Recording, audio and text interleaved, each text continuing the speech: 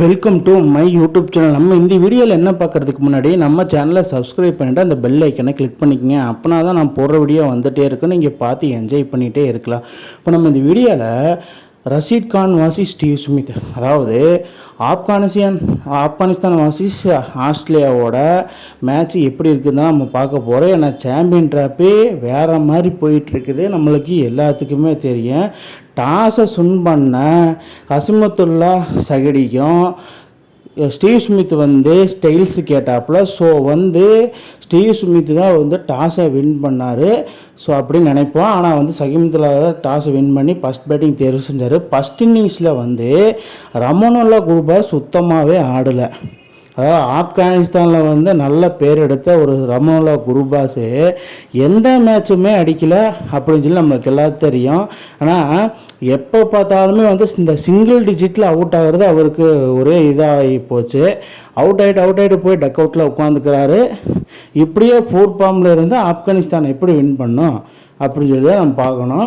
அதுக்கப்புறமா பார்த்திங்கன்னா இப்ராஹிம் ஜோரன் போன மேட்ச் ஹிஸ்ட்ரியாக ரெக்கார்டு பண்ண இப்ராஹிம் ஜோரன் இந்த மேட்ச் 22 ரன்லேயே ஆடம் ஜாம்பா வீசின ஓவரில் அவுட் ஆகி பெவிலியன் திரும்பிட்டார்.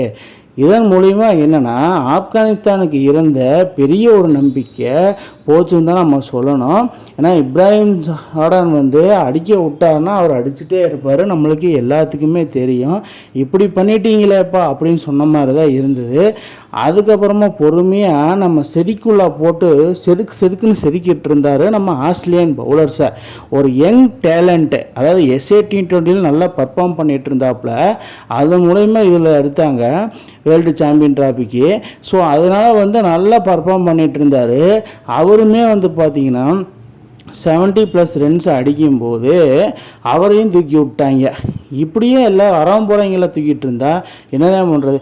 ரஸ்மத்துல்லா அவர் எப்படின்னா ஒரு மேட்சுமே ஆடாமல், அதாவது 49 பாலுக்கு வெறும் 20 ரன் அடித்து ஒரு கேப்டன்சினாக்கு படுமட்டமாக ஆடினதுனால ஸ்கோர் கார்டு அடி வாங்கிடுச்சு. அதுக்கு முன்னாடி அசமத் ஓமர்ஸை எல்லா மேட்சும் இவர் தான். போன வருஷம் ICC ஓடிய கிரிக்கெட்டர் அவார்டு வாங்கினார் 2024.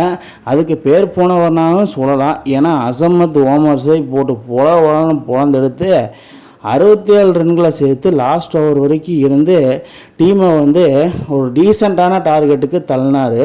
இதில் பார்த்திங்கன்னா யார் தான் அடித்தா அப்படின்னு சொல்லி பார்க்கும்போது நம்ம செதுக்குள்ளாமும் அசமத் ஓமர்ஸை மட்டும்தான் பர்ஃபார்ம் பண்ணியிருக்காங்க, வேறு யாருமே பர்ஃபார்ம் பண்ணல. இப்படி இருந்தால் ஆப்கானிஸ்தான் எப்படி குவாலிஃபை ஆவாங்கன்னு நம்ம கேட்போம்.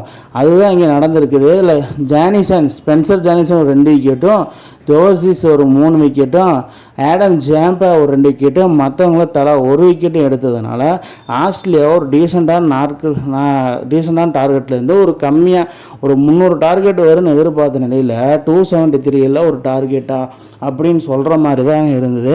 அதுக்கப்புறம் Australia needed 274 runs to win அப்படின்னு சொல்லி எடுத்தால் போதும் அப்படின்னு சொல்லி ஆஸ்திரேலியாவோட மைண்ட் வாய்ஸு 300+ அடித்தாலே நாங்கள் திருப்பி அடிப்போம், 274 ஒரு டார்கெட்டா அப்படின்னு சொல்லி செகண்ட் இன்னிங்ஸுக்கு தொடங்கினா ஆஸ்திரேலியா ஸ்டார்டிங்கிலேயே மேத்யூ ஷாட்டும் ட்ரிவர்ஸ் கேட்டும் போட்டு பொழந்து எடுத்துகிட்டு இருக்கிறாங்க.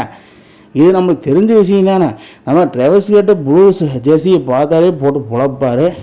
இதில் விக்கெட்டு வேறு கேட்சை வேறு விட்டுட்டுருக்குறாங்க.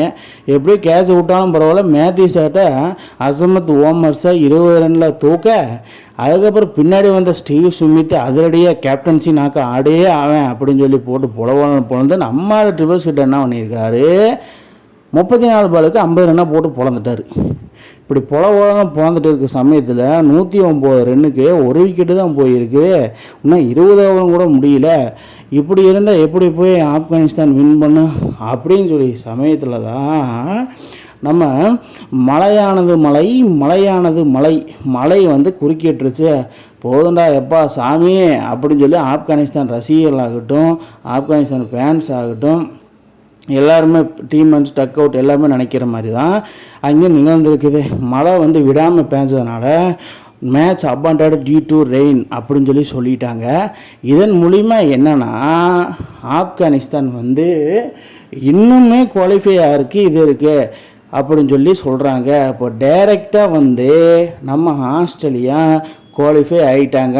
பாயிண்ட்ஸ் டேபிள் 4 பாயிண்ட் எடுத்து டைரெக்டாக குவாலிஃபை ஆகிட்டாங்க. இது நோ ரிசல்ட்டு நம்மளுக்கு எல்லாத்துக்குமே தெரியும். டைரெக்டாக குவாலிஃபை ஆகிட்டாங்க. இதுக்கப்புறம் என்னென்னா வரப்போகிற மேட்ச், அதாவது இன்றைக்கி நடக்க இருக்கிற மேட்ச்சில் இங்கிலாந்து சவுத் ஆப்பிரிக்காவில் இங்கிலாந்து வந்து 200க்கும் மேற்பட்ட ரன்களில் ஜெயித்தாங்கன்னா ஆப்கானிஸ்தானுக்கு ஒரு வாய்ப்பு.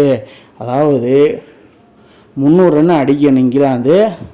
இதில் வந்து 200 ரன்னுக்கே வந்து சவுத் ஆப்பிரிக்காவை சுருட்டணும் அப்படின்னு இருந்தால் தான் ஆப்கானிஸ்தான் உள்ளே போவாங்க. இதில் ஆஸ்திரேலியா குவாலிஃபை ஆகிட்டு பி குரூப்பில் வந்து நம்பர் 1 பிளேஸில் இருக்கிறாங்க. இன்றைக்கி தெரிஞ்சது யாருக்கு குவாலிஃபை ஆக மாட்டாங்கன்னு இன்றைக்கி கன்ஃபார்மாக தெரிஞ்சது. மக்களே, நீங்கள் என்ன சொல்கிறீங்க? ஆப்கானிஸ்தான் வந்து செமிஃபைனல் வாய்ப்புக்கு போகுமா இல்லை வந்து சவுத் ஆப்பிரிக்கா உள்ளே போகுமா அப்படின்னு சொல்லி நீங்கள் தான் சொல்லணும். இந்த மாதிரி இன்ட்ரெஸ்டிங் வீடியோவை தெரிஞ்சுக்க கீழே கமெண்ட் பாக்ஸில் கமெண்ட் பண்ணுங்கள். மேலும் லைக் அண்ட் ஷேர் பண்ணுங்கள். இந்த மாதிரி இன்ட்ரெஸ்டிங் கிரிக்கெட் வீடியோவை தெரிஞ்சுக்க நம்ம சேனலை சப்ஸ்கிரைப் பண்ணுங்கள், லைக் அண்ட் கமெண்ட் பண்ணுங்கள். மேலும் உங்களுக்கு வீடியோ வந்துகிட்டே இருக்கும்.